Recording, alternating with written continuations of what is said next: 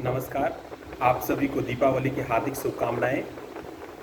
दीपावली के अवसर पर हम भारतीयों को 2 बहुत ही बेहतरीन उपहार मिले हैं। पहला, हमारी भारतीय टीम ने T20 वर्ल्ड कप में जिस तरह से पाकिस्तान को शिकस्त दी है, वह हमारे लिए दीपावली गिफ्ट से कम नहीं है। और दूसरा, हमारे भारतीय मूल के ऋषि सुनक जो ब्रिटेन के प्रधानमंत्री बने हैं, वो भी हमारे लिए दीपावली के उपहार की तरह है। बहुत हम बधाई देते हैं इंडियन टीम को और ऋषि सुनक जी को दीपावली के अवसर पर हमें इतने खूबसूरत उपहारों के लिए। हमें गर्व होना चाहिए कि हमारे भारतीय मूल के व्यक्ति ब्रिटेन के प्रधानमंत्री बने हैं, जो हम कभी सपने में भी नहीं सोच सकते थे। हमें ऋषि सुनक जी की योग्यता की तारीफ करनी चाहिए। लेकिन आश्चर्य है कि हमारे देश के कुछ नेता इसमें ऋषि सुनक जी की योग्यता को न देखकर इसे माइनॉरिटी और मेजॉरिटी के चश्मे से देख रहे हैं। सबसे पहले माननीय श्री पी चिदम्बरम जी का ट्वीट आया। उन्होंने कहा है कि ब्रिटेन वासियों ने माइनॉरिटी कम्युनिटी के आदमी को प्रधानमंत्री बनाया है, भारत को उससे सीख लेनी चाहिए।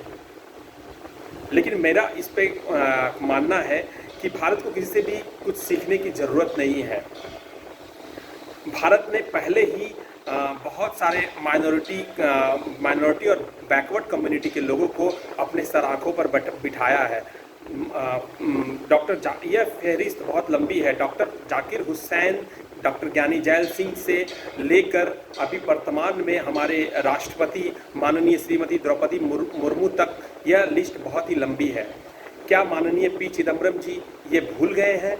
और अगर उनकी बात को हम थोड़ी देर के लिए सही भी मान लेते हैं, तो महाशय आप बताएंगे हमें कि अगर माइनॉरिटी और बैकवर्ड क्लास की स्थिति में इतने वर्षों में कुछ सुधार नहीं आ पाया, तो इसके लिए जिम्मेवार कौन है? क्योंकि अभी तक सबसे ज़्यादा आपकी पार्टी ही सत्तासीन रही है। आप हर बार माइनॉरिटी कार्ड खेलते हैं। मुसलमान और अन्य लोगों को बेवकूफ़ बनाते हुए आप इतने बार सत्ता पे काबिज हुए, लेकिन अभी तक ये बहुत ही दुखद है कि उनकी स्थिति में कोई सुधार नहीं आया है।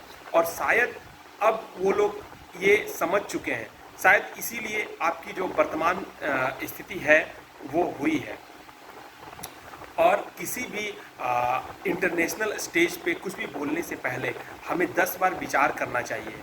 हमें सोचना चाहिए कि हमारी वाणी किसी भी तरह से हमारे देश के लिए, हमारे देश का नाम खराब तो नहीं हो रहा है। लेकिन बहुत ही आश्चर्यजनक है कि इतने बड़े ओहदे पर जो रह चुके हैं, वो भारत के वित्त मंत्री थे।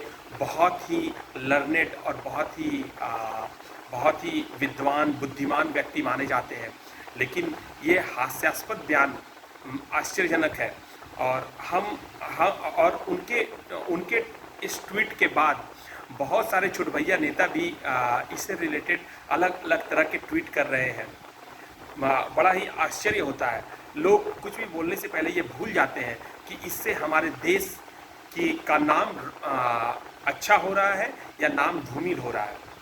कुछ भी ट्वीट करने से पहले और कुछ भी कहने से पहले हमें 10 बार ये ज़रूर विचार करना चाहिए कि वो हमारे देश हित में होना चाहिए। देश हित सर्वोपरि है।